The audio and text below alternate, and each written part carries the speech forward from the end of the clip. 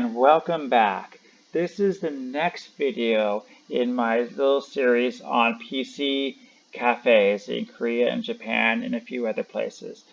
This is actually a video 3. In this video, we're going to look at how the PC room does more than just offer entertainment. In our first video, you can click up above and you can see the problem it's caused in Japan, how it's displaced people. The second video in this one, you can learn about the culture. Again, the videos will be up in the corner. Now let's learn about an unknown fact or service that these cafes offer besides entertainment. Japanese internet cafes wait for long-term guests to move out before closing.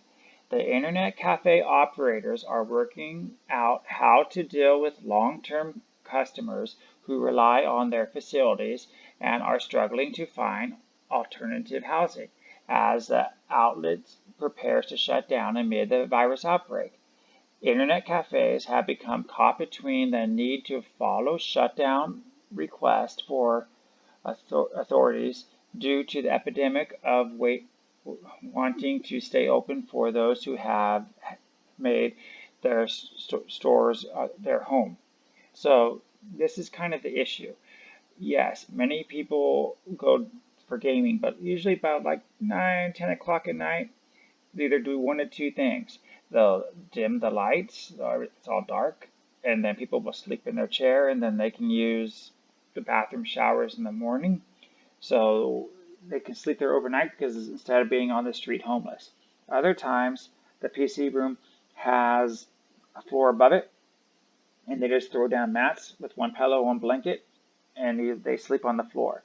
And actually, hardwood floors are pretty well to sleep on because the heat comes through the floor too. So that's how they make a lot of money. But as you can see, these people are going to be paying every month, but now they're displaced, and that also was referenced back in our first video. Okay, I want to close early as possible, considering my children and my wife, said one internet cafe owner in Tokyo. But I need to keep it open until those here can find another place to live. A sign who was on the display at his store Friday afternoon saying that it was fully booked despite the vacancies in 7 of the 20 rooms at the cafe. If a new guest have the virus, it may infect others, said the owner in his 50s, explaining why he has been turning away new customers for the last 3 weeks. So in a way, they're basically hostels with PC rooms. And it's not just the PC cafes that do this. In Korea, they have the bathhouses, and I even stayed when I was teaching English in Korea on Jeju one time. My boss put me right above the bathhouse. So basically, I had free use of the bathhouse every day, but I lived right above it, and it was a really cheap room. Okay, so the current guests are all long-term residents. The owner has done research on support programs for the homeless people and has handed out such information to guests requesting that they phone the support hotlines. He intends to keep the internet cafe open until all the customers have moved on to their next accommodation. I can't kick them out while it is still cold, he said. As long as they are still staying here, I will look after them. Yeah, keep in mind, it's still snowing in Japan and Korea. Even it's getting warmer. And not to mention, they consider you family in most Asian cultures. Does that mean you will have a difficult situation unless I leave soon? Asked a 53-year-old man, construction worker who lives at the internet cafe. The owner nodded. I don't know when the store can reopen, but it will once things settle down, the owner told the guest. If it doesn't, it'll cause trouble for all of you. The man said has been staying at the internet cafe at the cost of 60,000 won per month. So that's about $550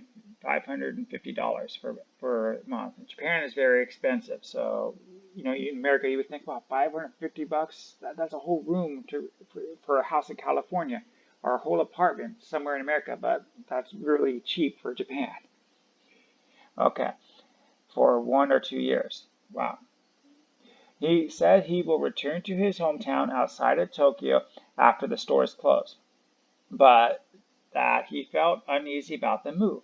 I have elderly family members, he said. If I'm infected, I may pass it on to them.